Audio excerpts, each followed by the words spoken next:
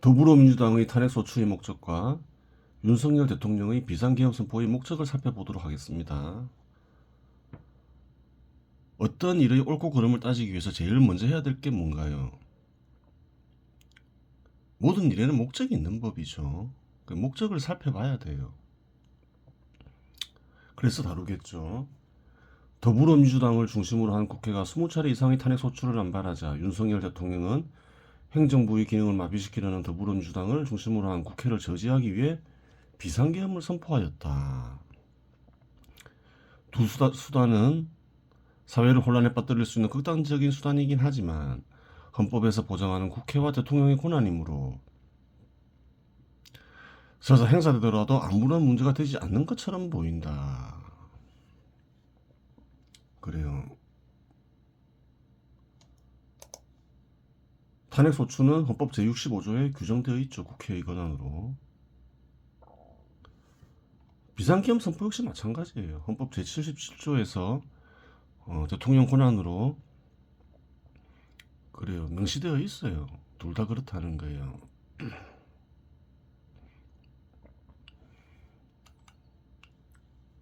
근데 두 수단을 발동할 때는 조건이 있다는 거예요.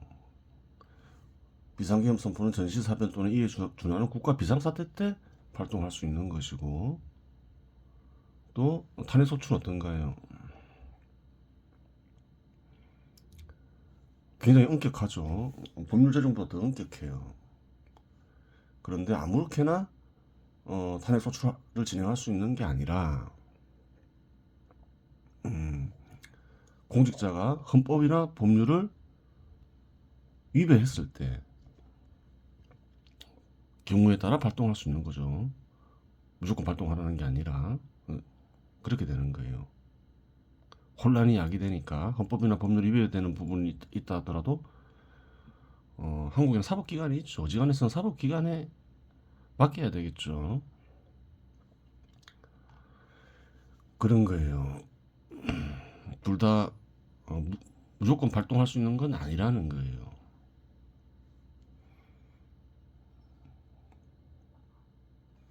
조건이 이렇게 각 명시되어 있는데 또 다른 조건도 있겠죠.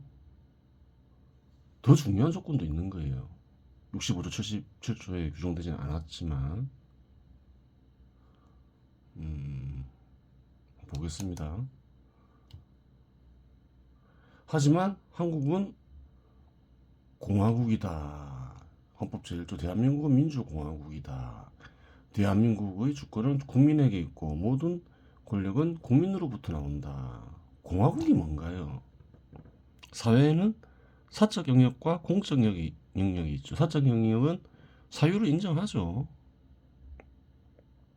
공적 영역은 어떤가요? 대표적인 공적 영역의 대표적인 그래요. 조직이 정부죠. 사적 영역을 사적 소유를 인정하지 않는다는 거예요. 정부는 국민의 것이다. 그러면 특정 개인이나 특정 집단의 사유가 금지되어 있는 거죠. 그래요. 그러면 이제 공적 영역을 달성하기 위해서 어떤 정치 제도를 도입하고 있나요? 민주 정치 제도를 도입해서 공화국을 실현하려 하죠. 그래서 대한민국은 민주공화국이다 이렇게 규정하고 있는 거예요. 그 이유를 알아야 된다는 거예요. 그 말은 또 무슨 말인가요? 정부의 권력 행사는 정부에는 뭐 입법부도 있고 사법부도 있고 행정부도 있고 그렇죠. 어떠해야 된다는 거예요. 공적인 목적으로 권력이 행사돼야지 사적인 목적에 입각해서 권력 행사가 이루어지면 어떻게 되나요? 헌법 제1조를 위반하는 것이 된다는 거예요.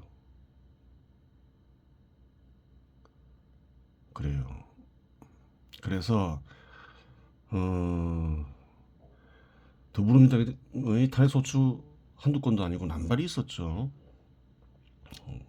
남발이 있었고 윤석열 대통령의 비상계엄 선포가 있었어요. 한번 그 목적을 보자는 거예요. 헌법 제1조에 위배되는지 위배되지 않는지.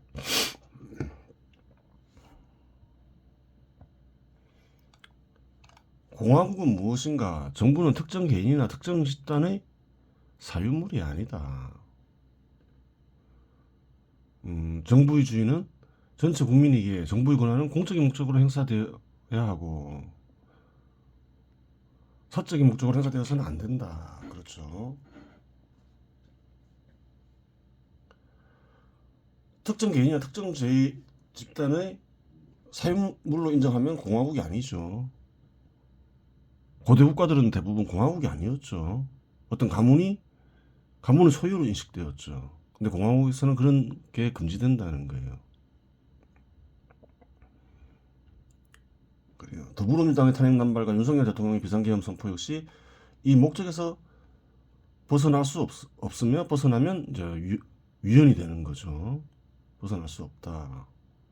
만일 탄핵 소추나 비상계엄 선포가 특정 개인이나 특정 집단의 이익을 위해 사용되었다면 헌법 제1조를 위반한 위헌적인 행위가 된다. 그렇게 되겠죠. 일주일 다 그렇게 규정돼 해놨죠. 하지만 더불어민주당의 수많은 탄핵 소추에는 공적인 목적이 보이지 않는다.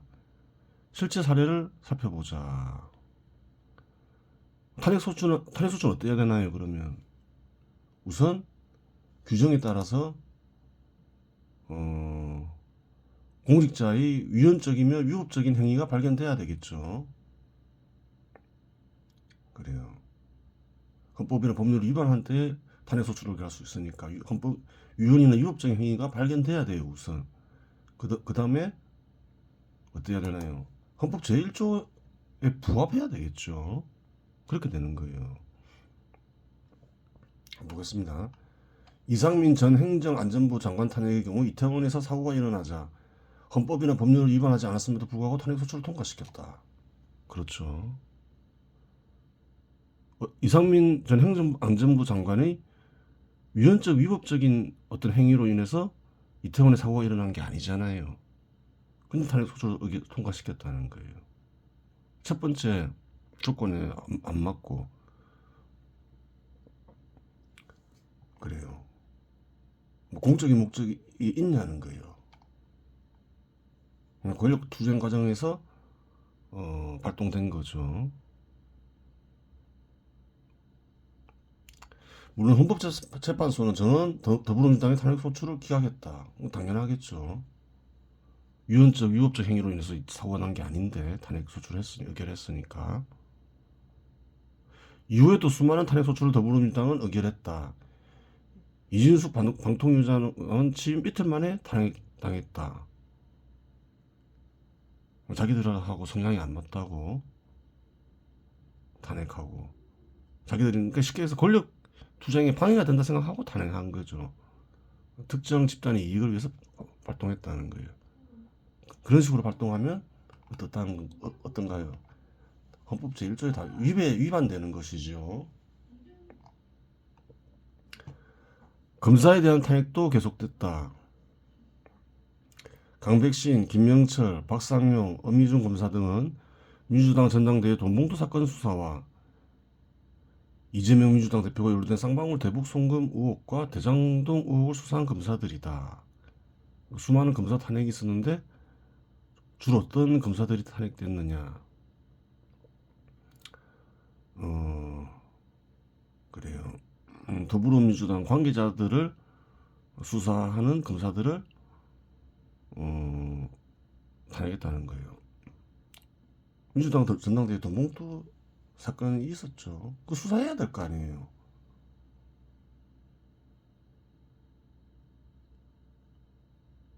일종의 매간매직과 연관된 거죠. 당연히 수사해야 되는 거예요. 근데 수사한다고 탄핵했다. 공적인 목적이 전혀 발견되지 않죠.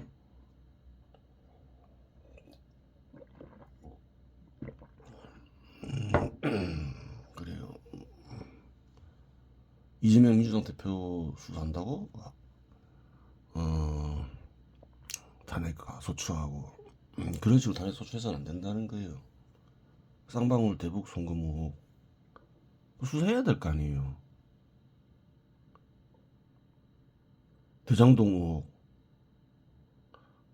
그제 아주 예전부터 논란이 있었던 것 같은데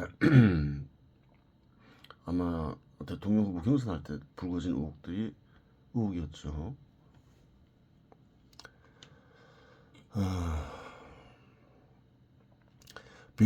하여간 그래요. 특별하게 뭐 어떤 공적인 목적이 발견되지 않죠. 더불어민주당 구성원들이 이익을 위해서 혹은 더불어민주당을 위해서 탄핵소추가 의결되었죠. 그래서는 안 된다는 거예요. 비상계엄 선포 이후 탄핵소추는 더욱 심하게 남발되었다. 이창수 서울중앙지검장과 조상원 서울지검 4차장 검사, 최재원 반부패 수사 2부장 검사의 탄핵안이 국회 본회의를 통과했다. 하여간 뭐 더불어민주당의 이익에 부합하지 않으면 다 탄핵시킨다는 거예요. 공화국에서는 특정 개인이나 특정 집단의 이익을 위해서 권력이 행사돼서는 안 되죠. 그러면 어떻게 되나요? 헌법 제1조를 위반한 것이 되는 것이지요. 같은 날 헌정사상 첫 최재해 감사원장 탄핵도 진행되었다. 하여튼 뭐 더불어민주당의 이익에 반하면 다 탄핵하는 것으로 보이죠. 공적인 목적이 눈꽃만큼이라도 있어야 되는데 눈꽃만큼도 보이지 않죠. 문제가 되는 거예요. 탄핵소추는 헌법이 명시한 국회 권한이 행사된다고 하더라도 합법인 것처럼 보인다. 하지만 공화국인 한국에서는 그러한 탄핵소추도 당연히 공적인 목적으로 행사되어야 하며 공적인 목적이 발견되지 않으면 헌법 제1조를 위반한 것이 되어 위헌정당이 된다. 위헌정당이 될 수 있다. 그렇죠.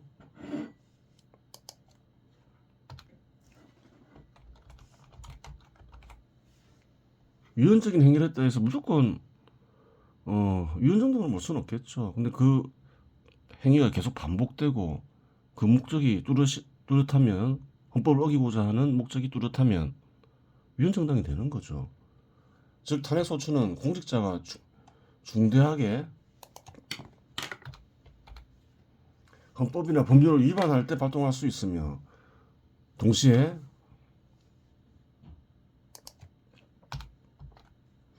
탄핵소추의 목적이 공적 목적의 달성이어야 한다. 그래요. 국민의 이익을 위해서 발동되어야 된다. 그렇다는 거예요. 더불어민주당의 탄핵소추에서는 특정 개인이나 특정 집단의 이익을 위한 목적만 발견될 뿐 공적인 목적이 전혀 발견되지 않으니 더불어민주당의 탄핵소추는 위헌적인 행위가 맞다는 거예요.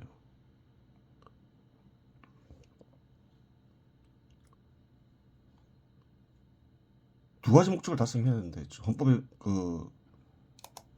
65조에 명시된 대로 헌법이나 법률의 중대한 위반이 보여야 되겠죠. 파면에 해당하는. 그리고 또 뭔가요? 헌법 제1조에 따라서 공적인 목적이 발견돼야 된다는 거예요. 이 두 가지 목적이 발견되는 게 있냐는 거예요. 잘 없죠. 찾아보면 뭐 눈꽃만큼 있을 수도 있어요. 대체로 발견되지가 않는다는 거예요.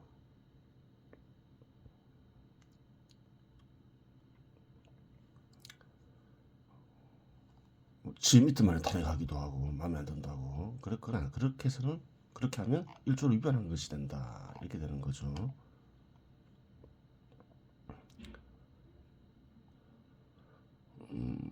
더불어민주당의 탄핵소추에서는 특정 개인이나 특정 집단의 이익을 위한 목적만 발견될 뿐 공적인 목적이 전혀 발견되지 않으니 더불어민주당의 탄핵소추는 위헌적인 행위가 맞다. 그렇죠. 윤석열 대통령의 비상계엄 선포 목적은 무엇인가? 이제 윤석열 대통령의 비상계엄 선포 목적을 살펴보자는 거예요. 현 시대 비상계엄을 문삼는 이들은 뭔가요? 국회의 탄핵소추 남발에 대응해서 나온 거죠. 탄핵소추 남발이 없었다면 비상계엄 선포도 없었을 거 아니에요.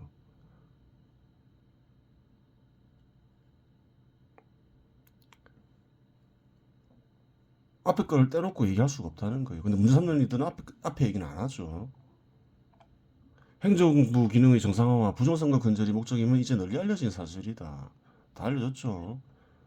국회와 선거관리위원회가 비상계엄 선포의 대상이 됐죠. 음, 근데 이 목적은 어떤가요? 사적인 목적인가요? 공적인 목적인가요? 이 두 목적은 행정부 수반으로서 혹은 국가원수로서 마땅히 달성해야 할 목적이니 사적인 목적으로 비상계엄이 발동된 것은 아니며 공적인 목적으로 발동되었으니 헌법 제1조에 위배되지 않는다. 부정선거가 있으면 부정선거가 의심되면 조사해야 되고 근절을 위해서 노력해야 되잖아요. 또 행정부 기능을 마비시키는 그래요. 더불어민주당을 중심으로 한 국회 행위가 있었죠. 끊임없이 탄핵 소추를 남발했죠. 사적 목적으로. 그 저지해야 될 거 아니에요. 그 비상계엄을 동원했다는 거예요. 윤석열 대통령의 비상계엄 선포 목적에서는 명백히 공적인 목적이 발견된다는 거예요. 그 제1조에 위배되지가 않죠. 당연히 해야 되는 것이지. 이 목적이 당연히 공적인 목적이지 사적인 목적은 아니잖아요. 선거관리위원회가 부정선거를 저질렀다는 소문인데 이런 소문은 왜 퍼지는가? 한번 생각해 볼 필요가 있다는 거예요. 이거를 써니도 알겠죠. 그 예전에 2020년부터 널리 퍼진 건데, 그래요. 그때도 이제 말이 많은 우파 인사들 사이에서 널리 퍼진 소문인데, 어떤 이들은 확실하게 부정선거를 저질렀다면서 그 근거를 제시하고, 제, 제, 그 대표적인 인물이 이제 누가 있나요? 황교안 전 총리가 있죠. 그래요. 또 그렇지 않다라고 얘기하는 또 유튜버들이 있어요. 있는데 우파 우파 인사들 사이에서도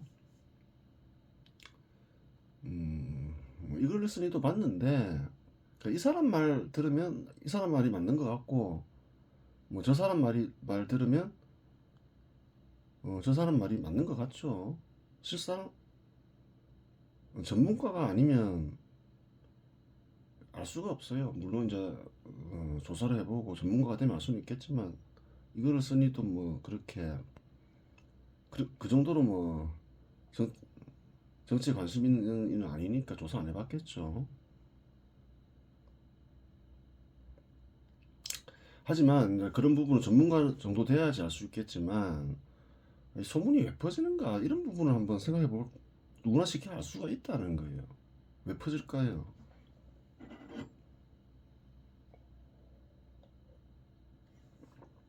선거관리위원회 운영이 투명하지 않기 때문에 그러한 소문이 퍼지는 것이면 분명하다.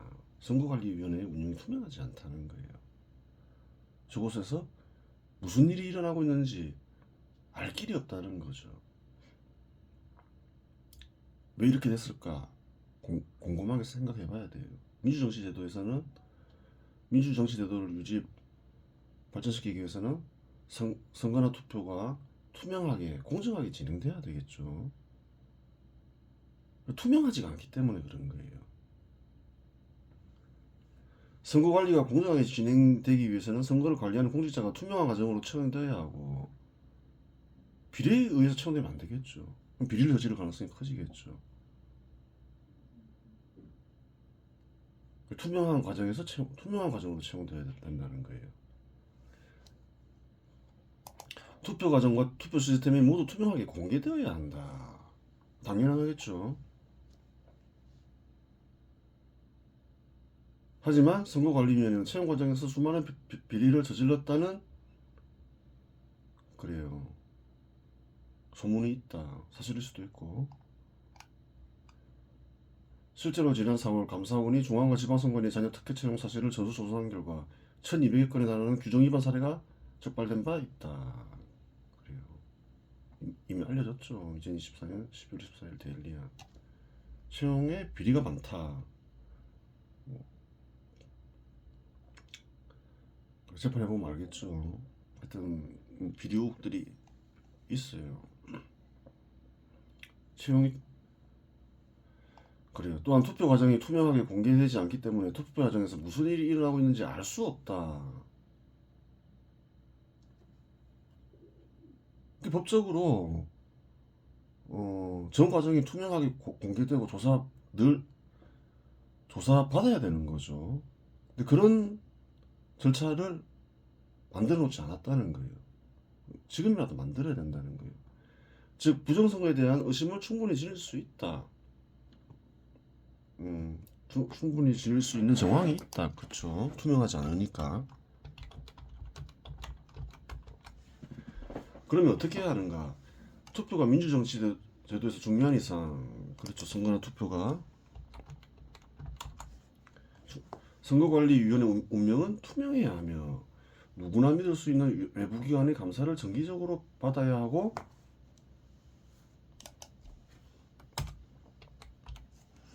투표 전후에 외부기관을 통해 투표 과정 전체가 투명하게 공개되어야 한다.